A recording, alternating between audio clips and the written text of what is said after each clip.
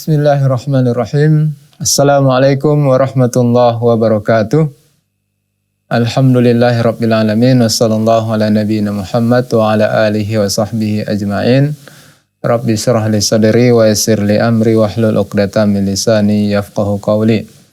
Allahumma 'allimna ma yanfa'una wanfa'na bima 'allamtana wa zidna hudan wa tuqan wa salahan ya rabbal alamin. Alhamdulillah kita senang sekali bisa melanjutkan kajian kita, kajian fikih kitab Matan Abi Syuja' rahimahullahu ta'ala. Kita bersyukur pada Allah subhanahu wa yang telah memudahkan kita untuk melanjutkan kajian kita ini. Dan salawat dan salam semoga senantiasa tercurah keharibaan Nabi besar Muhammad sallallahu alaihi wasallam dan juga kepada keluarga beliau, sahabat-sahabat beliau dan umat beliau yang setia melaksanakan sunnah dan ajaran baginda Rasulullah sallallahu alaihi wasallam. Bapak Ibu pemirsa Salam TV, sahabat keluarga muslim yang dimuliakan Allah subhanahu wa ta'ala. Alhamdulillah kita sudah sampai di pembahasan terakhir dari Kitabul Jinayat, yaitu pembahasan tentang Al-Qasamah dan Kafaratul Qatli. Sebelum ini kita sudah membahas tentang jenis-jenis pembunuhan, jenis-jenis diat. Sekarang kita mulai pembahasan tentang Al-Qasamah dan Kafaratul Qatli. Syekh mengatakan qala al-muallif rahimahullah faslun wa idza turina bida'wad dami lawthun yaqa'u bihi fin nafsi suddiqa al-mudda'i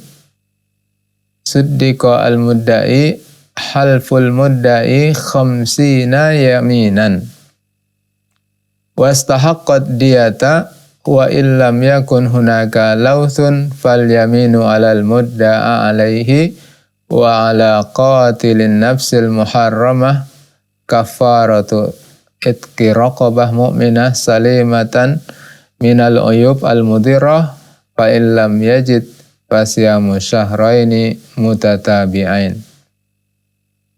Syekh rahimahullah mengatakan, dan jika disertai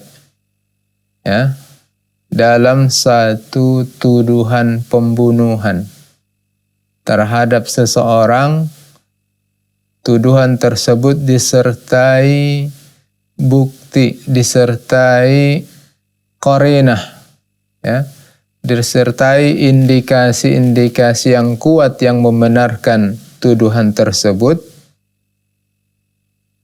maka tuduhan tersebut dibenarkan dengan yang menuduh itu mau bersumpah sebanyak 50 kali, dan dengan dia melakukan sumpah sebanyak 50 kali itu, maka dia berhak mendapatkan diat.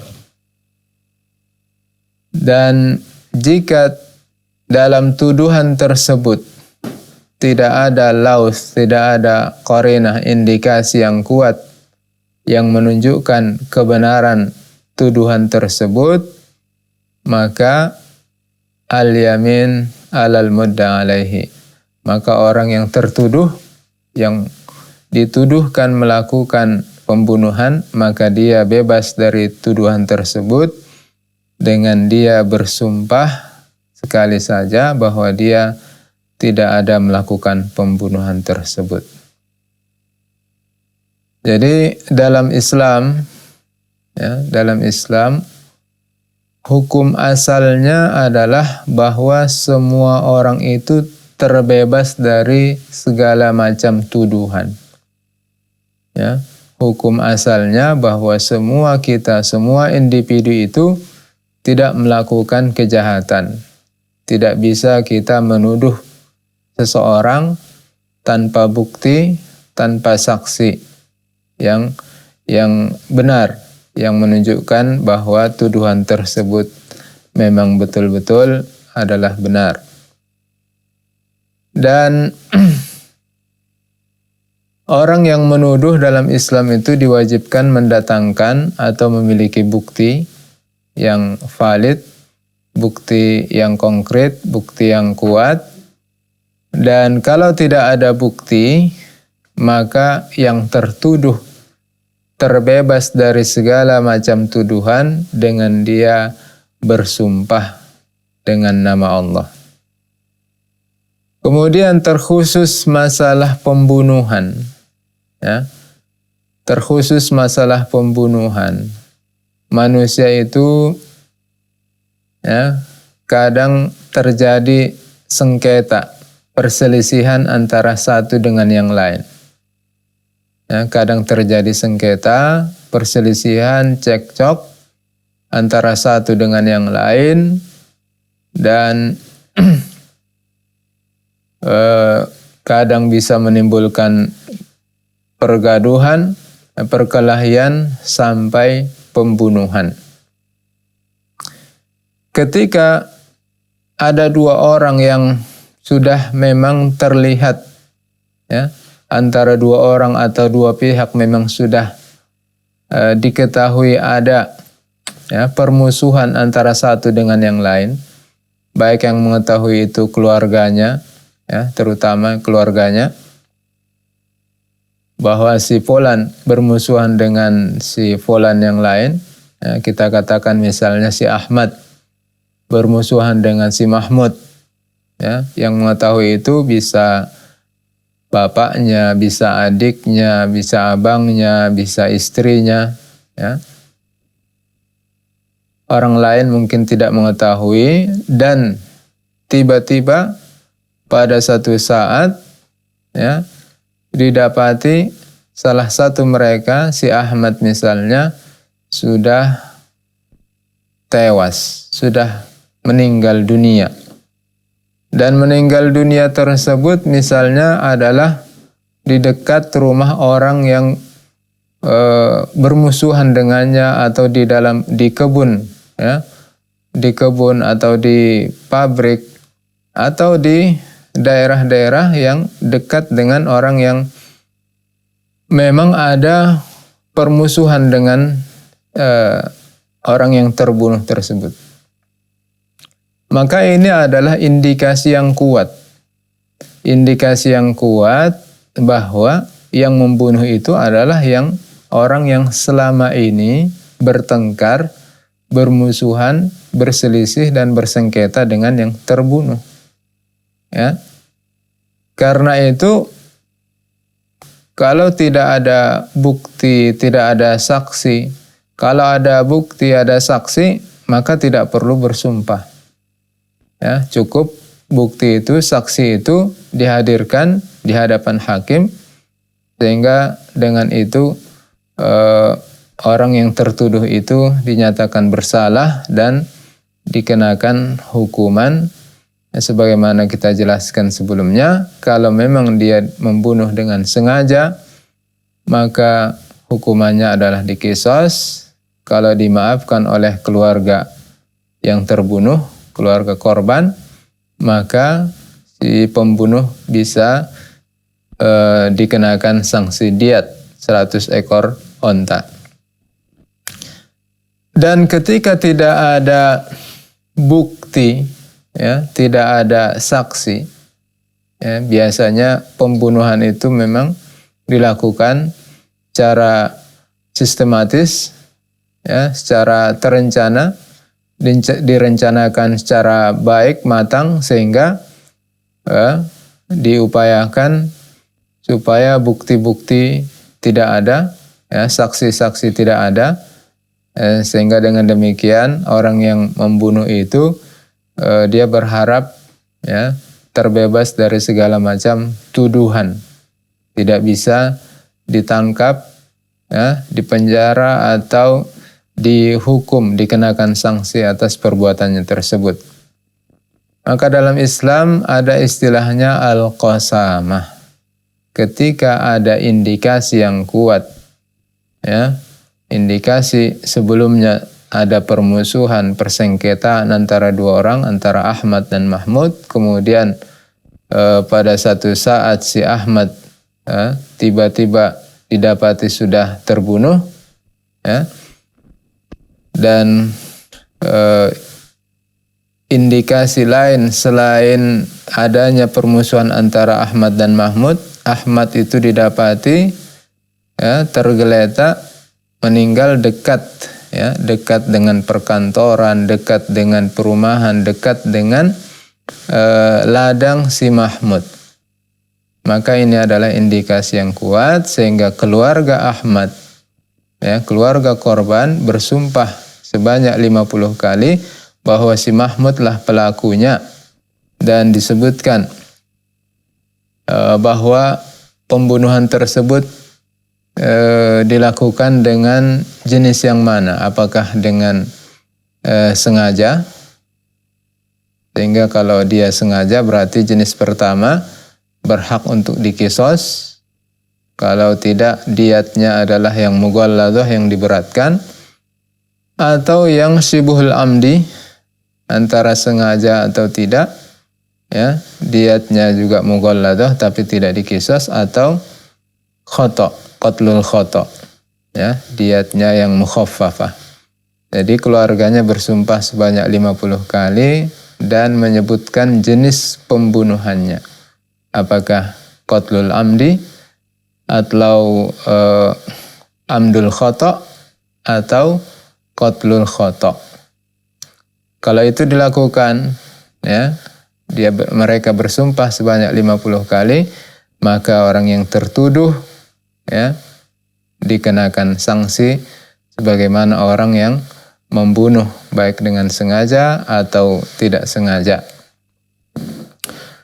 Kemudian kalau tidak ada indikasi yang kuat, ada terjadi pembunuhan, korbannya adalah misalnya kita katakan Mahmud, kemudian kebetulan korban tersebut tergeletak dekat dengan rumah Ahmad, dan tidak ada indikasi bahwa antara Ahmad dengan Mahmud, antara Ahmad dengan Mahmud itu ada perselisihan antara mereka. Ahmad didapati meninggal dekat rumah Mahmud, dan tidak ada indikasi percekcokan sebelum ini, bahkan mereka juga tidak saling kenal, bahkan rumah mereka berjauhan, tidak saling kenal, tidak ada didapati hubungan apa-apa, tidak ada indikasi yang kuat menunjukkan Mahmudlah si pembunuhnya. Kemudian keluarga Ahmad menuduh Mahmud yang melakukan, hanya karena didapati si Ahmad tergeletak di depan rumah, di depan rumah si Mahmud. Maka Mahmud bisa terbebas dari tuduhan ketika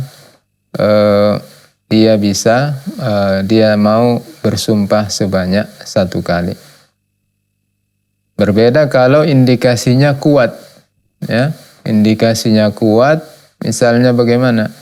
Misalnya memang sebelumnya sudah ada perselisihan, atau tidak ada perselisihan sama sekali, tapi didapati terbunuhnya itu di kantor si Mahmud atau di dalam rumahnya Mahmud.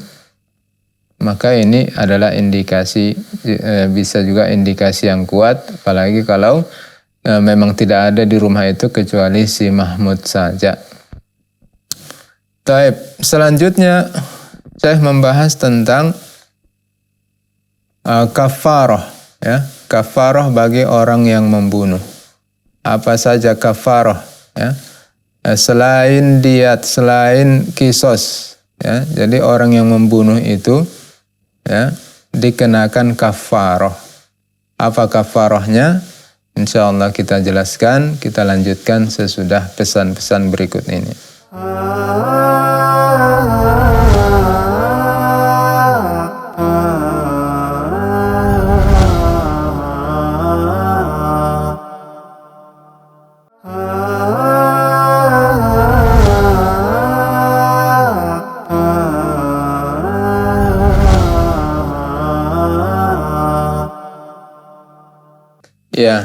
Bismillah, kita lanjutkan Bapak Ibu pemirsa, sahabat keluarga muslim yang dimuliakan Allah Subhanahu wa taala, tentang kafarah, ya.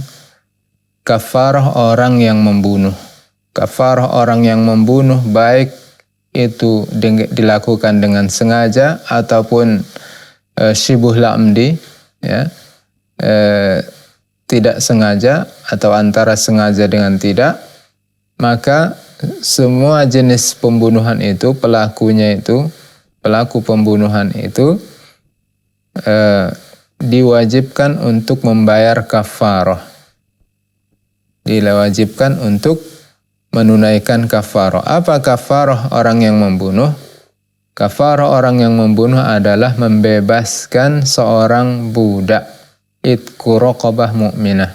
Membebaskan seorang budak yang muslim, ya, yang salimah minal uyub, yang orang tersebut selamat dari cacat, ya, selamat dari cacat yang menghalanginya untuk bekerja. Jadi orang yang dibebaskan itu, budak yang dibebaskan itu dijadikan manusia merdeka adalah orang yang sehat, ya, bukan orang sakit-sakitan. Ya, kalau sakit-sakitan tentu harganya murah, ya. Harganya murah, tapi yang dibebaskan adalah budak yang sehat, yang kuat, mampu bekerja dengan baik. Jadi selain mereka membayar diat, mereka juga diwajibkan untuk membayar kafarah. Fa in lam yajid fasiyamu syahrain mutatabi'ain. Kalau orang yang membunuh itu tidak bisa membebaskan seorang budak yang beriman, maka orang yang membunuh itu diwajibkan untuk berpuasa sebanyak 2 bulan, selama 2 bulan berturut-turut. Jadi luar biasa beratnya, ya, sanksi dan hukuman orang yang membunuh dalam Islam. Kalau dia sengaja, dia dikisos, ya. Tentu orang yang dikisos, dia meninggal, tidak ada lagi kewajiban dia membayar kafarah. Tapi kalau dia, ya, kalau dia membayar diat, demikian juga jenis pembunuhan yang lain bayar diat, dia juga diwajibkan membayar kafarah. Ini menunjukkan bagaimana Islam, ya, menjaga, ya, menghormati manusia, menjaga jangan sampai darah manusia itu, ya, ditumpahkan dengan sia-sia. Jangan sampai terjadi pembunuhan, jangan sampai terjadi pelecehan terhadap harga diri manusia. Karena salah satu dari maqasidus syariah adalah hifdzun nafs, menjaga jiwa, menjaga diri manusia. Taib. Dengan ini maka selesai pembahasan tentang Kitabul Jinayah. Kemudian kita beralih ke Kitabul Hudud, ya. Saya membahas tentang Kitabul Hudud sesudah pembahasan Kitabul Jinayah. Apa itu Kitabul Hudud? Kitabul Hudud itu masih ada kaitan dengan Kitabul Jinayah. Kalau Kitabul Jinayah itu terkait dengan badan manusia, badan orang lain, ya, terkait dengan hukum, terkait dengan masalah-masalah berkaitan dengan pelecehan terhadap badan orang lain, baik itu pembunuhan maupun terkait dengan pemotongan anggota badan atau membuatnya terluka, ya, melukai orang lain atau mencelakai orang lain terkait dengan badannya. Bisa sampai pembunuhan atau sekedar melukai saja atau memutilasi, memotong. Maka itu dibahas di Kitabul Jinayah.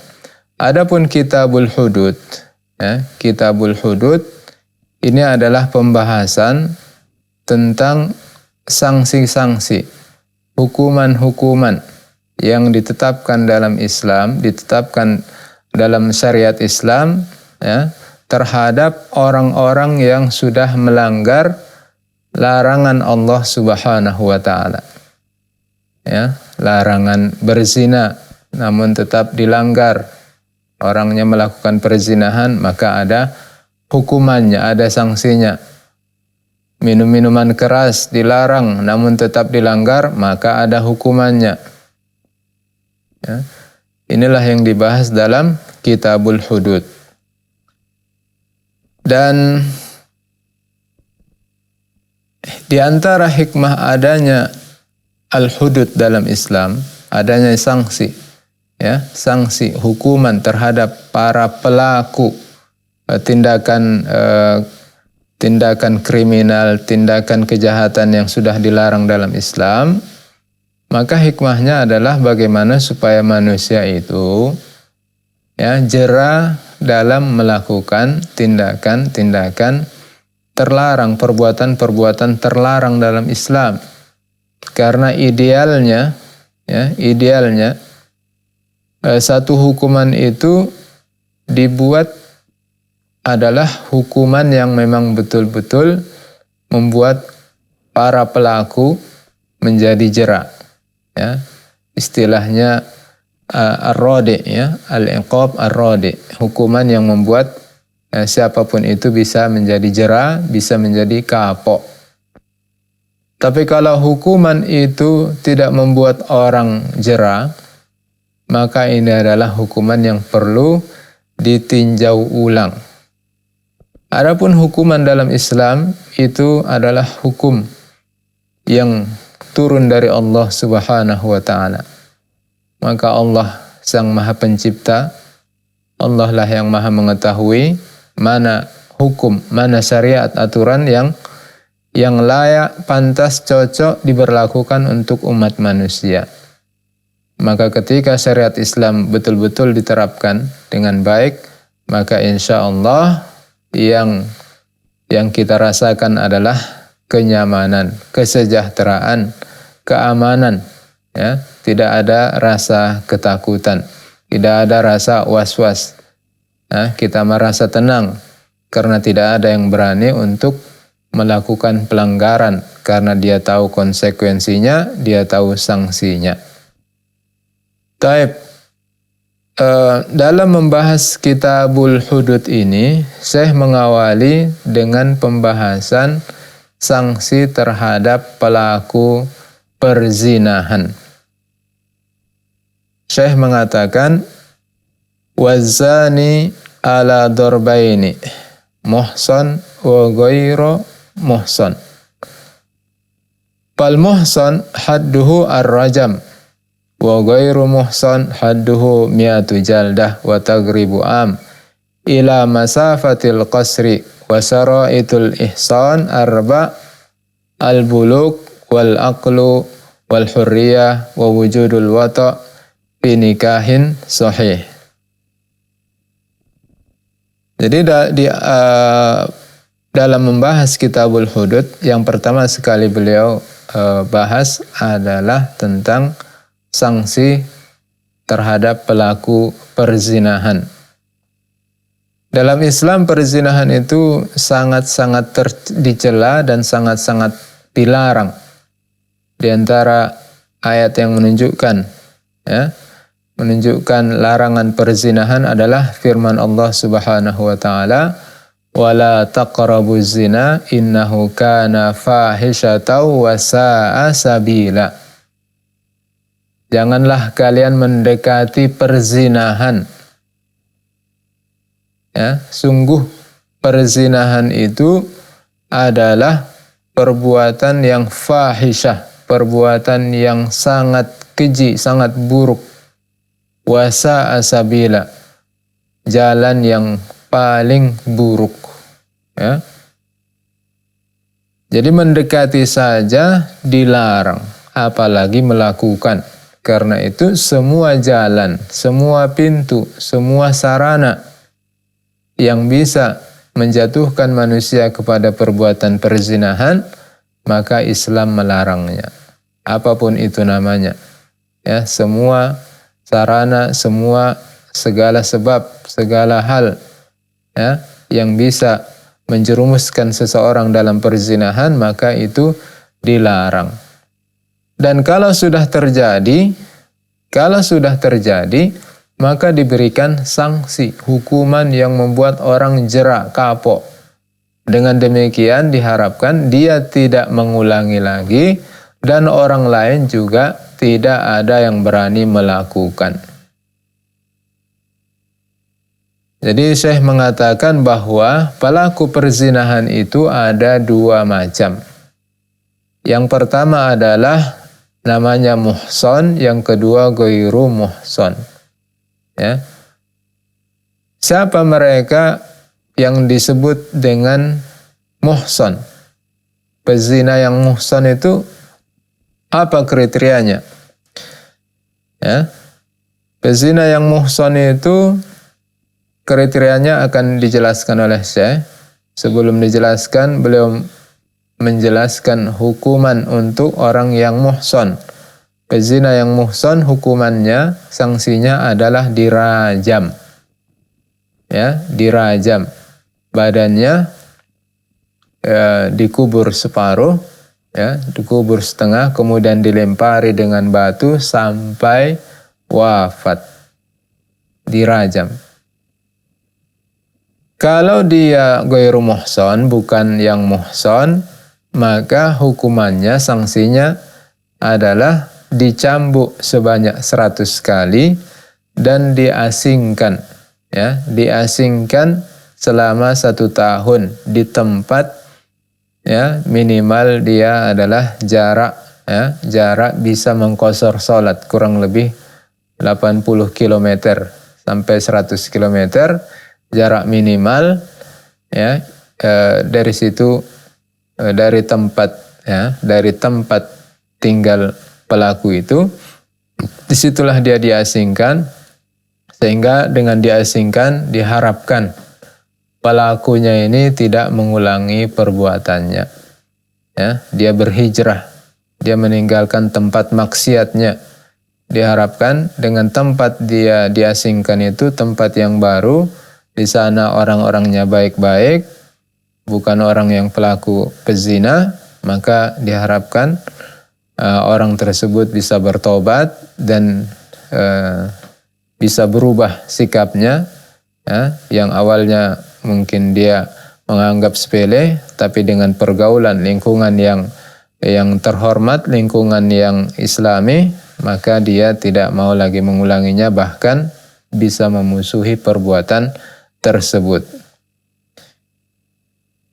Kemudian syarat orang yang muhson itu, yang kalau dia melakukan perzinahan itu dirajam, disebutkan oleh Syekh itu ada 4, yaitu dia balik, berakal, merdeka, dan sudah menikah, ya, sudah menikah dengan akad nikah yang sah dan sudah menggauli istrinya, sudah melakukan hubungan suami istri. Jadi 4 syarat ini kalau ada dalam diri seorang, maka dia dikatakan muhson. Kalau tidak ada, maka dia berarti ghairu muhson.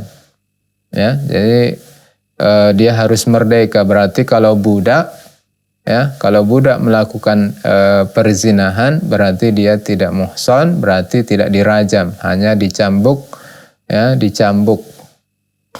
Hukuman budak itu adalah separuh dari hukuman orang merdeka. Jadi kalau orang merdeka 100 kali cambuk, budak itu adalah 50 kali cambuk.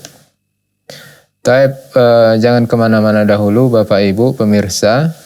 Kita akan lanjutkan tentang masalah Kitabul Hudud ini terkait pembahasan hukum berzina.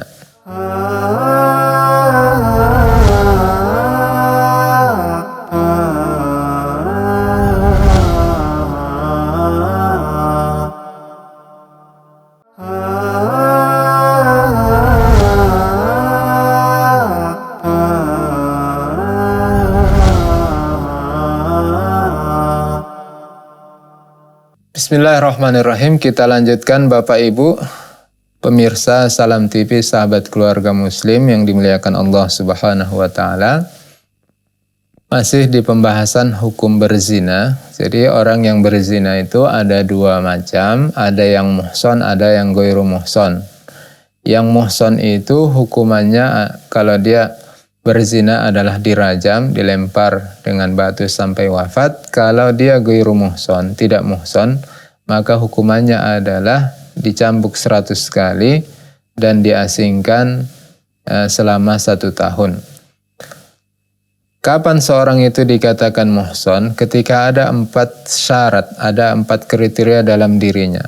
Pertama, dia sudah balik, dia adalah orang yang berakal, merdeka, dan sudah pernah melakukan hubungan suami istri dalam sebuah pernikahan yang sah. Kemudian al-abdu wal-amah.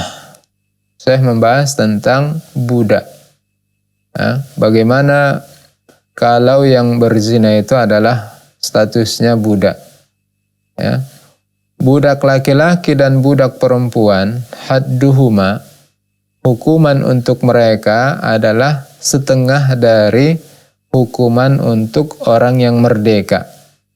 Jadi kalau orang merdeka dicambuk 100 kali, yang ghairu muhsan, maka budak itu dicambuk sebanyak 50 kali. Kemudian Syekh membahas tentang liwat. Orang-orang yang melakukan liwat. Liwat adalah para pelaku perbuatan terlarang sebagaimana yang dilakukan oleh kaum Nabi Nuh. Laki-laki dengan laki-laki. Jadi mereka melakukan hubungan bukan dengan lawan jenis, tapi dengan jenis yang sama. Lakukan hubungan dengan jenis yang sama dan dilakukan itu di dubur. Saya mengatakan wa hukmul liwat wa ityanul bahaim ka hukmiz zina. Orang yang melakukan liwat dan orang yang mendatangi atau menggauli hewan, menggauli hewan, apakah itu namanya kambing, kerbau, sapi, hewan digauli, ini adalah satu pelanggaran yang luar biasa. Satu pelanggaran tidak lagi hanya sekedar melanggar syariat, tapi juga sudah melanggar fitrah manusia. Bagaimana manusia itu menyukai hewan. Ini adalah sebuah penyakit, sebuah penyakit yang tidak boleh dibiarkan. Tidak boleh dibiarkan, maka harus diputus rantai perbuatan terlarang ini. Maka pelakunya diberikan sanksi yang tegas sehingga tidak ada orang lain yang mengikutinya. Jadi pelaku perbuatan liwat dan orang yang menggauli binatang, hewan, maka hukumannya sama dengan hukuman orang yang berzina dengan lawan jenis, baik dia muhsan atau ghairu muhsan. Kalau dia muhsan berarti dirajam, kalau ghairu muhsan berarti dicambuk 100 kali dan diasingkan selama 1 tahun. Wa man wati'a fi madunal farji uzira. Orang yang menyetubuhi istrinya duna farji, tidak pada tempat yang seharusnya. Menyetubuhi istrinya tapi di duburnya. Maka itu juga dilarang, diharamkan dan dikenakan hukuman, sanksi, ditakzir. Ditakzir. Wala yablughu bitakzir adanal hudud. Hukuman takzir itu Ya, tidak boleh sama atau melebihi hukuman hudud, ya, hukuman yang ditetapkan dalam Islam, ditetapkan dalam syariat Islam. Hukuman hudud yang paling rendah adalah hukuman untuk para peminum khamar, yaitu 40 kali cambuk. Jadi kalau orang ada melakukan, ya, bersetubuhan dengan istrinya tapi di tempat yang tidak seharusnya, maka diberikan sanksi dengan takzir, yaitu tidak sampai 40 kali cambuk, ya. Taib, ini terkait dengan hukuman untuk pelaku perzinahan. Kemudian Syekh melanjutkan dengan hukuman sanksi bagi orang yang menuduh orang lain berzina. Ya, istilahnya adalah al-qadzaf. Jadi masih ada kaitan dengan perzinahan. Al-qadzaf, Syekh mengatakan, faslun wa idza qadzafa ghairahu bizina fa alaihi haddul qadzaf bi thamaniyati syara'id. Salasatin minha fil qadhif wa huwa ayyakuna baligon aqilan wa la yakuna walidan lil maqdzuf. Jika seseorang menuduh orang lain melakukan perzinahan, ya, fa alaihi haddul qadzaf, maka dia dikenakan sanksi qadzaf, ya, dikenakan hukuman qadzaf. Tapi dengan 8 syarat. 3 syarat itu ada pada pelaku dan 5 syarat ada pada korban. Apa 3 syarat pada pelaku? Ya. Yang pertama adalah dia orang yang balik dan berakal. Kemudian yang pertama dan kedua adalah balik berakal. Yang ketiga adalah si pelaku, orang yang menuduh itu bukan bapak dari yang dituduh, ya, bukan bapak dari yang dituduh. Jadi kalau seorang bapak menuduh anaknya, ya, menuduh anaknya melakukan perzinahan, maka bapak tersebut tidak dikenakan sanksi. Dan 5 syarat berikutnya fil maqdzuf ada dalam diri korban. Harus ada 5 syarat ini, maka bisa dikenakan sanksi pelakunya. Apa yang 5 syarat itu? Pertama, korbannya yang dituduh itu adalah seorang muslim atau muslimah. Dia adalah orang yang balik, orang yang berakal, orang merdeka, dan orang yang afif, orang yang biasa menjaga diri, menjaga kehormatan diri. Ya, memang dia terkenal orang yang soleh dan solehah, bukan orang yang terkenal suka, ya, melakukan perselingkuhan, bukan orang yang suka jajan, ya, bukan orang yang suka melakukan perzinahan. Dia memang terkenal afif, menjaga kehormatannya, ya. Tidak suka mendekati hal-hal yang negatif itu yang bisa menjatuhkan kepada perbuatan perzinahan. Wa yuhaddul hur samanin. Orang yang merdeka itu sanksinya adalah dicambuk, ya. Kalau orang yang menuduh orang lain berzina itu adalah statusnya orang merdeka, maka sanksinya adalah dicambuk sebanyak 80 kali. Kalau yang menuduh itu adalah seorang budak, maka hukumannya adalah setengah orang merdeka, itu sebanyak 40 kali. Wa yasqutu haddul qadzaf bi salasati asya. Orang yang menuduh itu bisa terbebas dari hukuman, ya, dengan adanya 3 hal. Yang pertama, iqamatul bayyinah, ya, bahwa yang menuduh itu bisa mendatangkan bukti, bisa mendatangkan saksi, memiliki bukti yang kuat. Atau orang yang dituduh itu memaafkan, aful makdhuf, orang yang dituduh itu memaafkan. Atau al-li'an fi haqqi zaujah, atau orang yang menuduh itu si laki-laki misalnya menuduh istrinya berbuat zina, maka laki-laki itu, suami itu bisa terbebas dari cambuk, ya, cambuk 80 kali dengan dia melakukan li'an, yaitu bersumpah sebanyak 5 kali. Bersumpah sebanyak 5 kali bahwa dia adalah orang yang jujur. Ya. Jadi ini pembahasan tentang qadzaf. Jadi dalam Islam tidak boleh kita sembarangan menuduh orang lain melakukan perzinahan. Ya.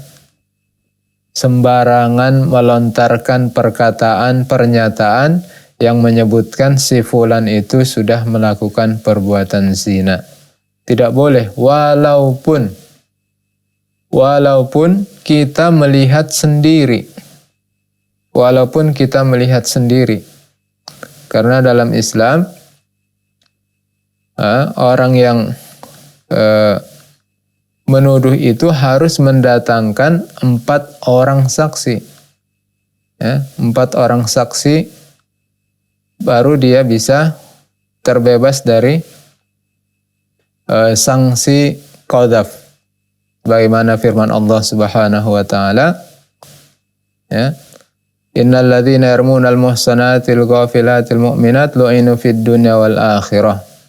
Sungguhnya orang-orang yang menuduh, ya, wanita-wanita yang muhsanat, wanita-wanita yang solehah, yang beriman, maka mereka dilaknat di dunia dan di akhirat. Dalam ayat yang lain, walladzina yarmunal muhsanati tsumma lam ya'tu bi arba'ati syuhada fajliduhum tsamanina jaldah. Orang-orang yang menuduh perempuan-perempuan berzina dan mereka tidak mendatangkan 4 orang saksi, maka cambuklah mereka sebanyak 80 kali cambuk. Jadi walaupun kita sendiri melihat dengan mata kepala sendiri, namun kita tidak punya saksi selain kita, ya, tidak punya saksi, maka jangan sampai kita koar-koar, jangan sampai kita menyampaikan kepada orang lain, ya, karena kalau kita sampaikan, kita sendiri yang dihukum. Kenapa begitu? Apa kira-kira hikmahnya? Di antara hikmahnya mungkin bisa kita katakan adalah bahwa memang seharusnya kita itu menutup aib saudara kita, bukan malah membongkar aib saudara kita. Karena sesama muslim, sesama orang beriman itu adalah bersaudara. Kalau memang kita melihat saudara kita melakukan kemungkaran, harus kita cegah, harus kita larang, kita halangi, jangan sampai dia melakukan kemungkaran. Kalau dia tetap melakukan, kita nasihati, ya, kita larang, dan jangan kita sebarkan. Jangan kita sebarkan aibnya. Kalau memang tetap juga, kita cari cara lain. Ya, cari cara lain, keluarganya, orang tuanya, atau pihak yang berwajib. Ya, kita ancam, kalau dia tetap melakukan, kita akan melaporkan kepada pihak yang berwajib. Tinggal pihak yang berwajib sendiri yang melihat apakah betul dilakukan atau tidak. Ya, sehingga kalau ini kita lakukan, maka insya Allah masyarakat kita terjaga, ya, terjaga kehormatannya, tidak gampang kita menuduh orang lain berzina, dan dengan demikian masyarakat menjadi terhormat. Perzinahan adalah perbuatan yang sangat keji, ya, sangat dibenci oleh masyarakat, ya. Taib, ini pembahasan kita pada kali ini. Mudah-mudahan Allah Subhanahu wa taala menjaga kita, menjaga keluarga kita dari perbuatan-perbuatan yang dilarang oleh Allah dan Rasul-Nya. Jangan sampai kita terjatuh pada perbuatan perzinahan, jangan sampai kita menuduh orang lain melakukan perzinahan tanpa saksi bukti sebagaimana yang diminta, bagaimana saksi dan bukti yang dituntut dalam syariat. Demikian, lebih dan kurang mohon maaf. Wassallallahu ala nabiyina Muhammad. Wassalamualaikum warahmatullahi wabarakatuh.